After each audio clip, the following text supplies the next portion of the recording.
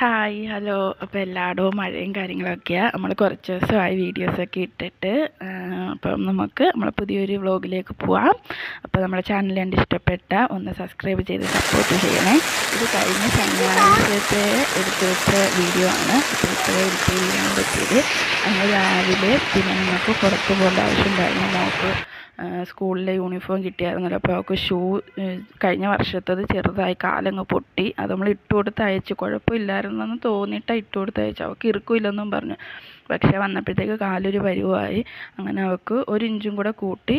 9 അവളുടെ സൈസ്. 9 തന്നെ ഇപ്പോഴും കിട്ടും. പക്ഷേ കമ്പനി അനുസരിച്ച് വ്യത്യാസങ്ങളുണ്ടാവുമല്ലോ. അപ്പം ഇപ്രാവശ്യം 9 തന്നെയാണ് എടുത്തത്. പക്ഷേ അത് നല്ല ലൂസുണ്ട് ആ കമ്പനിയുടേത്.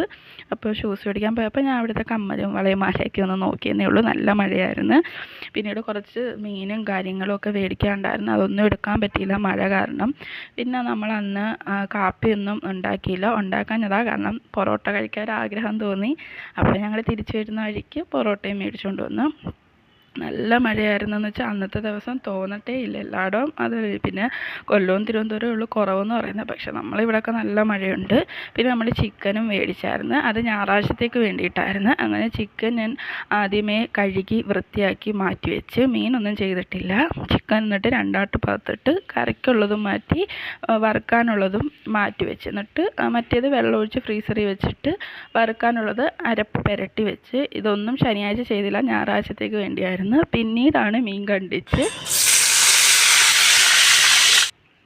വറുക്കാനുള്ള കാര്യങ്ങൾ നോക്കിയത്. അങ്ങനെ അത് വറുത്ത് ചൂടോടെ എടുത്ത് ചോറ് കഴിക്കാനായിട്ട്. അപ്പോൾ മീനൊക്കെ വറുത്ത് ശരിയാക്കി വെച്ചതിന് ശേഷം വേറെ കറിയൊന്നും ഇല്ലായിരുന്നു. നമുക്ക് അന്ന് ഉച്ചയ്ക്ക് ഉണ്ടായിരുന്നത് ചോറ്, ചമ്മന്തി, നെത്തോലി വറുത്തത്, ഇത്രയും ഉണ്ടായിരുന്നുള്ളൂ. ഇത് തലേന്നത്തെ ചോറ് പറഞ്ഞു നമ്മൾ ചൂടാക്കി എടുത്തതാണ്.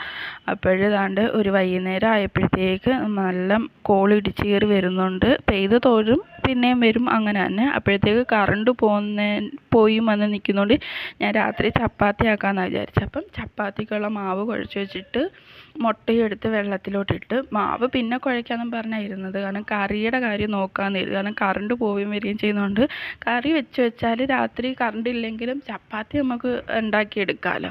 അപ്പം അതിനുള്ള ഉള്ളി കാര്യങ്ങളെല്ലാം എടുത്തു വെച്ച് നമ്മൾ കിഴങ്ങ് കറിയില്ലേ, മുട്ട ഇട്ട് വെക്കുന്ന കിഴങ്ങ് കറി വെക്കാനായിട്ടാണ് ഞാൻ എല്ലാം ചെയ്ത് വെച്ചത്. പിന്നെ അപ്പോഴത്തേക്ക് കറണ്ട് പെട്ടെന്നൊന്ന് വന്ന് ഞാൻ തേങ്ങയൊക്കെ തിരുമ്മി വെച്ചിട്ടുണ്ടായിരുന്നു. പെട്ടെന്ന് അതൊന്ന് അടിച്ചെടുത്ത്. കറിക്കകത്തൊഴിക്കാം തേങ്ങാപ്പാൽ വേണമല്ലോ. അപ്പം അത് അടിച്ചെടുത്ത് പിന്നെ നമ്മൾ ചുമപ്പിനെയും പച്ചയും എല്ലാം വാരിയിട്ട് എണ്ണയിൽ വരട്ടി തേങ്ങാപ്പാൽ ഒഴിച്ച് നമ്മൾ ആവശ്യത്തിന് പറ്റിച്ചെടുത്താൽ കറി അവിടെ റെഡി.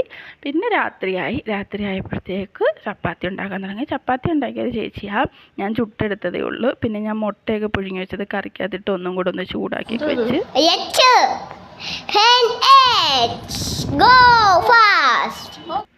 പിന്നെ അവൾക്ക് മാവ് ഇട്ട് ഇങ്ങനെ ലെറ്റേഴ്സൊക്കെ ഉണ്ടാക്കി. ഞാൻ അതിൽ കേക്ക് ഉണ്ടാക്കുമ്പോൾ ഇങ്ങനെ ഫോണ്ടൻ്റ് വർക്കൊക്കെ ഉണ്ടാക്കുന്നതുകൊണ്ട് പുള്ളിക്കാരി അത് ഇങ്ങനെ ചെയ്യും. പിന്നെ ഞങ്ങൾ ചൂടോടെ തന്നെ ചപ്പാത്തിയൊക്കെ കഴിച്ച്. അങ്ങനെ മോൾക്ക് ആദ്യം കൊടുത്ത്. പിന്നെ എരിയില്ലാത്ത കറി ആയതുകൊണ്ട് കുരുമുളകിൻ്റെ എരിയുണ്ട്, അതുകൊണ്ട് മുട്ട മോളുടേതും അതിനകത്ത് ഇട്ടിട്ടാണ് കൊടുത്തത്. അപ്പോൾ അന്നത്തെ വിശേഷങ്ങൾ ഇത്രയൊക്കെ ഉണ്ടായിരുന്നുള്ളൂ.